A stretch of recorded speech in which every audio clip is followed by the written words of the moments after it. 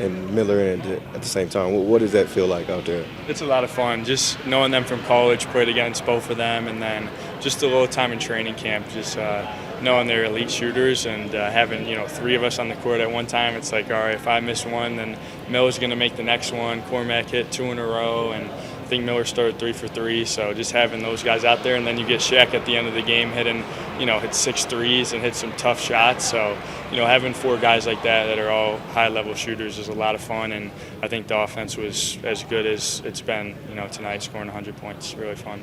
Yeah, and obviously you've had opportunities, like you were in Detroit, but what does this opportunity mean for you?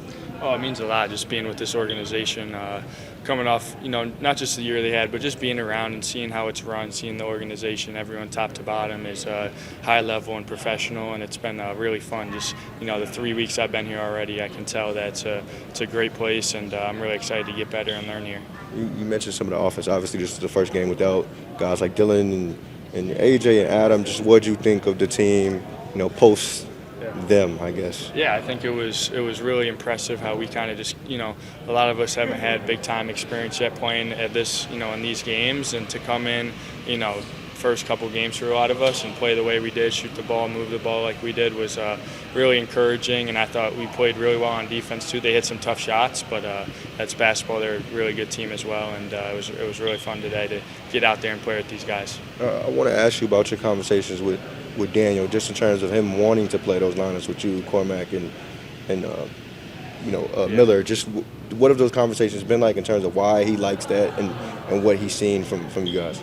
Yeah, I think you can't have enough shooting out on the court at once, and he told us before the game, be ready, we're going to run a lot of stuff for shooters, and obviously he helped us a lot get good shots. I think the first play of the game, he drew up a elevator screen for me coming off, got a clean look, and to be able to see our first one go down was big. So he knows what we do best, and when we're making shots, he makes sure to get us actions that will get us shots, and it was really fun today. How would you describe his coaching style?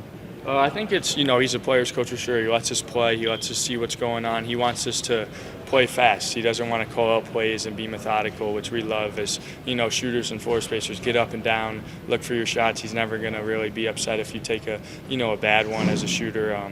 There's a lot of shots in transition that he'll want you to take. So it's been a lot of fun just learning from him in Vegas so far, and he's done a great job. It's not easy to coach 16 guys for 5 games.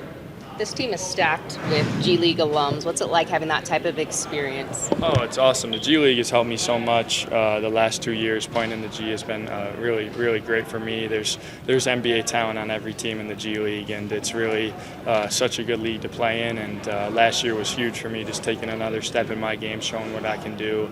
And, I'm very thankful for the G League, and it's fun seeing a lot of familiar faces out there. What would be a successful summer league showing for you? I think just getting better each game, continuing to stack on good things, build from this. The last 2 games, obviously, just add something new and play with the same energy and effort I've been given. And what aspect of the game do you think that you took a step forward in tonight? I think just overall made some good plays, got in the lane a little, and then rebounded. I think at my size I can really get 5 or 6 rebounds a game when I'm out there, and just being able to do that, and also just working on my range, getting my shot off quick, and doing what I'm supposed to do out there. Thanks, buddy. Thank you guys. Appreciate it. Just what you see on that last possession. Some other foul. It was just Keontae trying to make a good play for us. Didn't go our way. But I thought, we competed at a high level today, and that was just a competitive play that he was trying to make, and it happened, to go the other way for us. But the intention was good. He was trying to compete the entire time. He did a great job all game.